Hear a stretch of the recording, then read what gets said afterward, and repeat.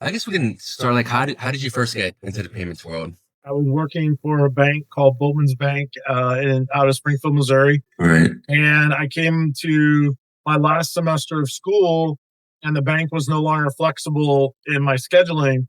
So I had to find an opportunity that would allow me to finish college. And I had met the issuing side of the CFO for the issuing side of Boatman's, and he told me about this joint venture that First Data and Boatman's were getting involved in, and maybe I should go check it out because I was pursuing accounting. He was wanting me to come work for him on the issuing side once I got out of school. The accounting firms were wanting it. So I went and, looked into this merchant services deal. Didn't really understand a whole lot. I didn't even realize at that time that merchants paid fees to accept credit cards, Right. at that point in time. And so ultimately, the bank had an internal group and an external group. I ended up on the external group. So I went from a salaried position to 100% commission. And, I told my wife and, I said, if you don't believe in yourself, nobody else will. It's very true. Yeah. So I had a house payment, 2-car payments, going to college, and left a 35 at the time plus salary. Right. In the 1900s, as I think. Yeah. And went and started in merchant. And, the rest is history, as they say. Right. So, It took a lot of guts to go full commission. That really. well, and I'll tell you, it's much different then than it is now. We didn't have surcharge. We didn't have cash discounting. We didn't have all the programs that you basically walk into a merchant and say, hey, you want to take credit cards? I can do it for free. Actually, back so that was in 1996. 1996, 97 was more of, as I tell people all the time, we were selling acceptance back then because businesses still were not accepting cards because they didn't want to have to take on the additional fees, and they didn't think that cards were as big of a deal as they really were. Right. So you had purchasing of equipment, you had leasing of equipment, which a lot of companies, unfortunately, took advantage of individuals.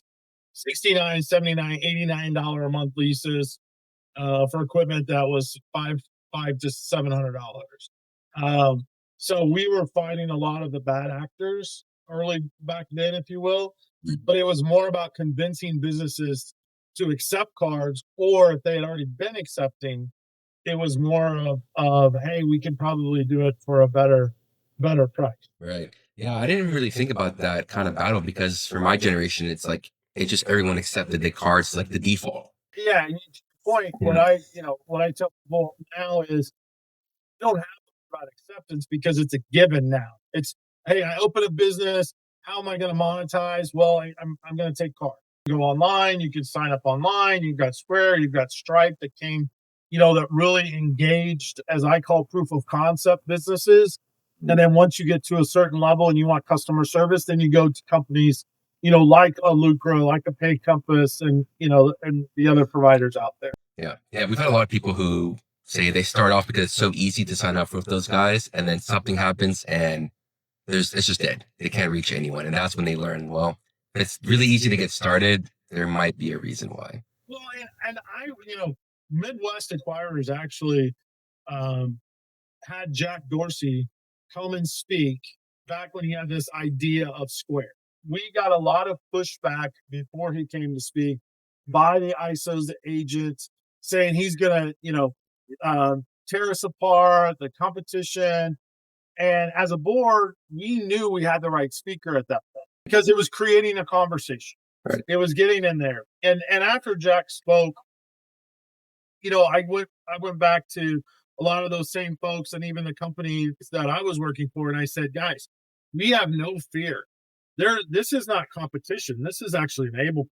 Right. This is a company that's going to go after those businesses that we can't afford to onboard. Average cost to onboard a merchant back in late 90s, early 2000s was, or I guess it was probably early 2000s, was somewhere between $750 to $1,000 just to onboard a merchant, right? Before they did one transaction, that was our cost to underwrite them, to do everything that was needed. So what this was doing was this was allowing those PTAs and those garage sales and those fundraisers and all those to go out and get an account and process and create a history, if you will, and because most providers want 3 months worth of processing history and stuff. So you could go out and, as I said earlier, proof of concept your business. And once you grow to a certain level, then you're going to graduate into the next, which is you need customer service. You're getting some chargebacks. You need some help. You need that. So again, I've always looked at those two companies as enablers, not as competition.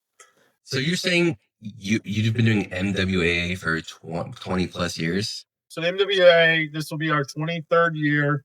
Our show, it's downtown Chicago this year. Magnificent Mile, July 30, 31. We are, this is 23 outside of COVID, had it every single year. And it's grown from, I like I said, I went to the original show, right, which was at the Allegro. And now last year we had over 1,200 people. This year we look to break that record again. With just the amount of people who are signing up, businesses that will be exhibiting, speakers that we're going to be having. right. So we're looking forward to a great show. Yeah. So you said it used to bounce around, and now it's been in Chicago. What made you guys settle on the city? So the original thought back in the day, Cleveland. We went to Cleveland twice.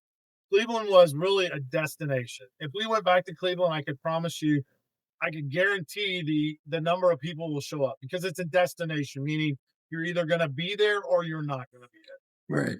St. Louis was another one of those that we also went to. I wouldn't go back to St. Louis if you paid me, 10 times, because unfortunately that area from a crime perspective and some of the others, it's not safe for our constituents to be there. And there's really not a lot of merchant in that area.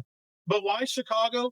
Because we found two good venues in Chicago. We're surrounded by 3 different airports between O'Hare, Midway, as well as Milwaukee. It's driving distance for a lot of people. We either have been going downtown, which we are again this year, or we've been in the suburbs in Schaumburg. Generally speaking, when we're in Schaumburg, it's about $100 cheaper per night per hotel room. Excuse me. And also, there's no fee for parking. So you get a lot of drive-in people from the suburbs and stuff. Whereas when you go downtown, it's $70 a day for parking. Hotel rooms are a little bit more expensive, but people like being downtown because you walk out the door and there's 100 restaurants within, 5 or 6 blocks of those areas. So we have found Chicago to be a really good place. Our sister conferences, they move around, go to different cities, different resorts, different things. We've just found a lot of success in establishing kind of a base, if you will. Right. And we also have a really good relationship with Marriott properties. Over the years, we got relationships at the corporate level. So we've been able to keep our costs under control. While also, we're actually contracted out through 27 downtown. So the next 2 will be downtown as well. Cool. But it's a really good place. People like to come there. People can bring their families for vacation during the summer. There's, great places to eat. There's great places to walk. And the main reason why Chicago, we held it there so long was, if you remember, Southwest Airlines used to have a fuel hedge back in the day. So they had really low fares. Right. So we said, wherever Southwest goes, Midwest will go, because our primary focus is on the agents and the ISOs, getting them there at a relatively inexpensive cost, so that all of the exhibitors and the sponsors can, obviously tell their stories and share more with them. Right. So, Southwest is a much different airline today. They're now charging for bags and stuff like that. Right. But we're not really following the Southwest rule that we did early on. Right. But now we've just found a home, and we are constantly looking in other areas across the Midwest. But we have some requirements as it relates to size for exhibit hall, for a presentation hall, and then also the number of hotel rooms. We were literally sold out of our primary hotel over 60 days ahead of the show this year. We then added a secondary overflow hotel and sold that out. Wow. In over 45 days from the show. So we're literally 30 days from the show today. I've got 2 hotels that are completely sold out, and we've got a list of 4 different hotels on the website that you can go and see if you can get a room. We don't have any more room blocks because we also have Lollapalooza at the end of the week. And there's another big conference that's over at McCormick. Right. So we've blown through 1,400 hotel rooms this year.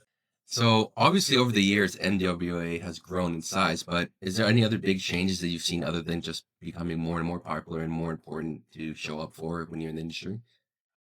I think several years back, we started really looking at the experience at different levels. So we looked at it at the agent ISO level. What is the experience they're getting? We looked at it at the exhibitor level. What is their experience? And then the biggest one we probably looked at was what our sponsor experience was. How can businesses, companies utilize the MWA of partnering with us to get a good ROI on their event or sponsorship and stuff? So I've actually been doing sponsorships for, I guess, about 7 years, 8 years.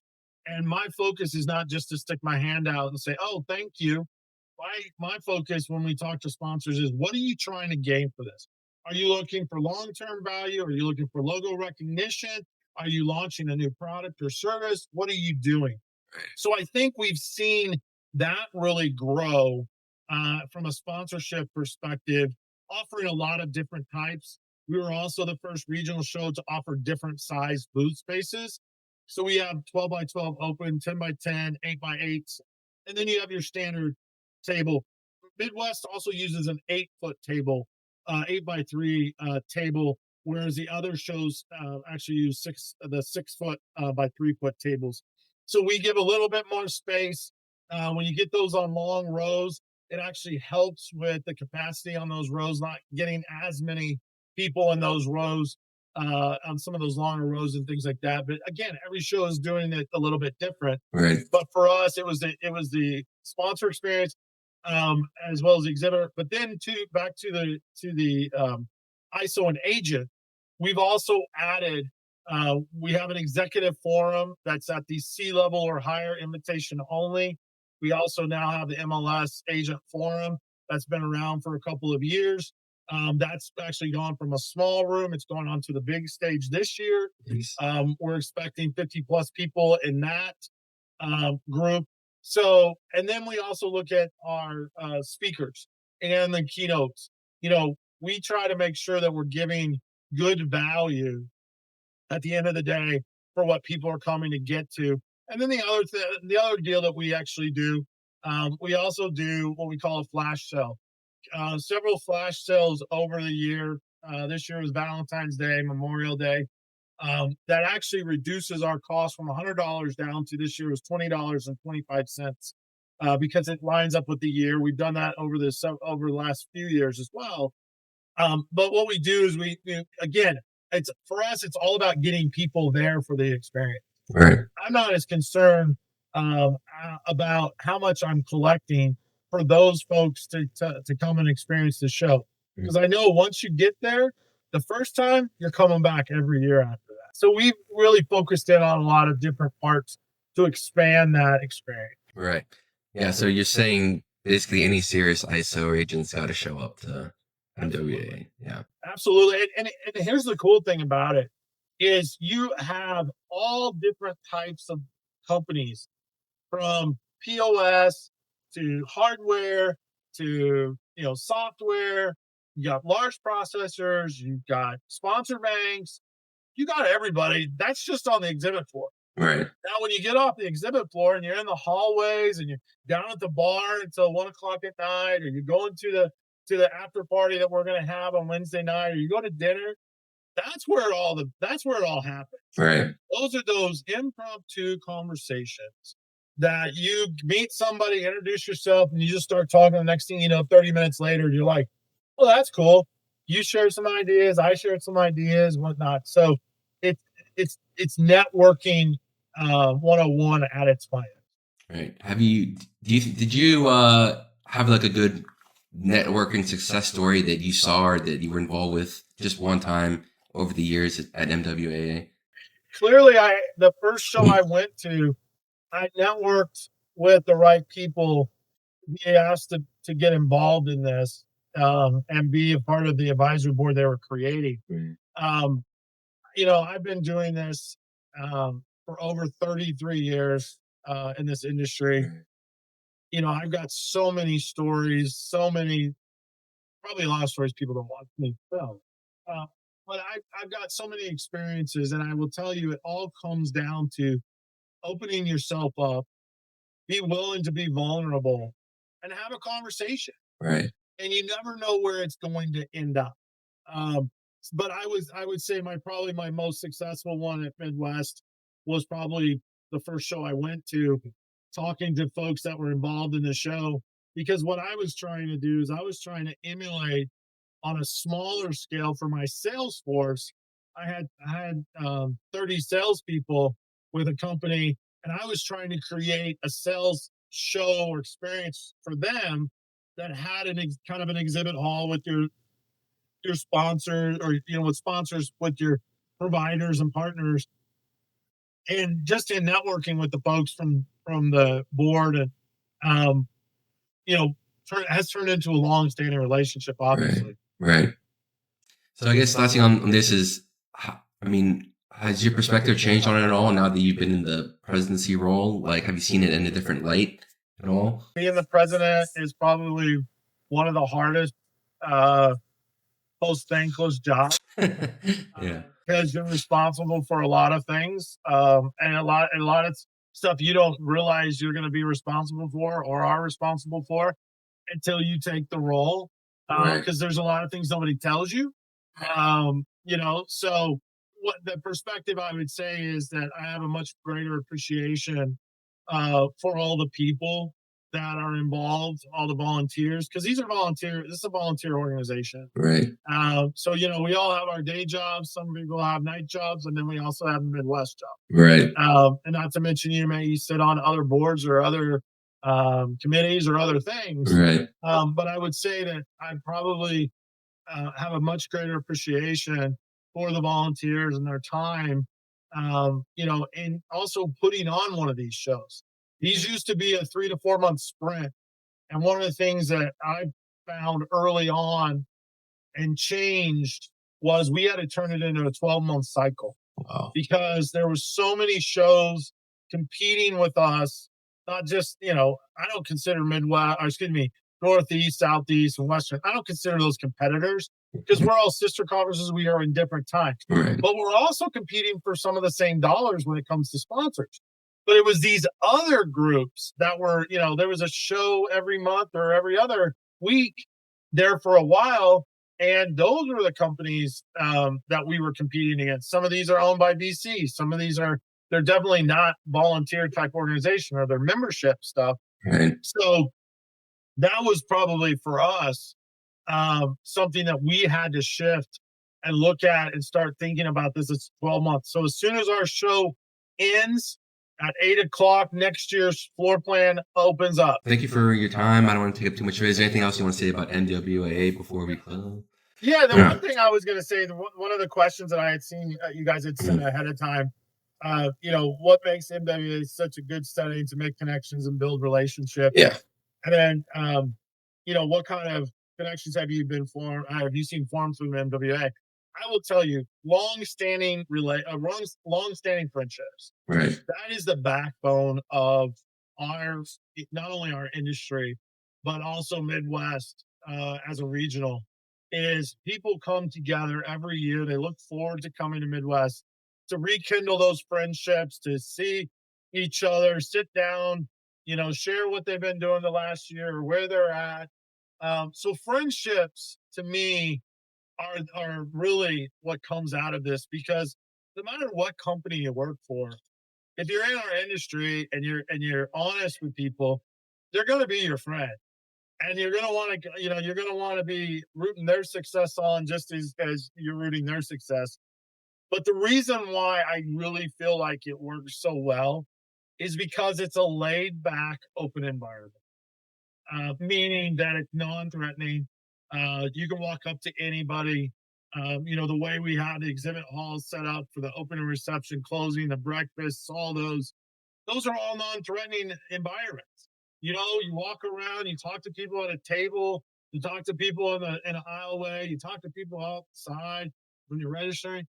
It's not stuffy, Right. and we also make it very affordable for $100, or if you get one of those flash sales for $20.25, there's no reason you can't show up. Right. Some of these other shows, not to mention them, have gone so far out of reach. For $3,800, $4,000 to go to Money 2020, $2,000 to go to Transact, and some of these others. I mean, come on. Yeah. Do you want people there or not? Do you want a full exhibit hall, or do you want an empty? Right. So that's how we approach it. We make it affordable. We make it easily accessible. And the other last thing was, what's been your main focus or goal for MWAA since you became president? For me, I'm looking at longevity. We've been around 23 years. I want it to continue. Right. So I've been focused the last several years on the next generation. I speak about it every year in my opening remarks about engaging the next generation, more and more faces. What's crazy is 10 years ago, I probably knew 90% of the faces in the hall. Wow. Now, I'm lucky if I know 20%. Wow. That's actually a great thing. Yeah. And my daughter is actually now in the industry. She's been in the industry for 3 years, so she's in that next generation. Right. I have another daughter that's going to law school in the fall, and I tell her all the time, I said, you're going to end up in payments. She goes, no, I'm not. I said, just don't fight it. So I'm focused clearly on the next generation, making sure that group has what they need to be successful, just as we have been successful, those old folks of us who were born in the 1900s. The other thing I would tell people is, if you haven't registered, register. If you haven't got a hotel, good luck. And we want to see you there on the 30th and 31st of July this year, because this will be our biggest show ever again. Right. And we say that every year because we just keep growing. This is true. Yeah. There you go. So everyone, don't delay. As soon as the show's over, get ready for next year. Thank you so much for taking the time. I know you have a million things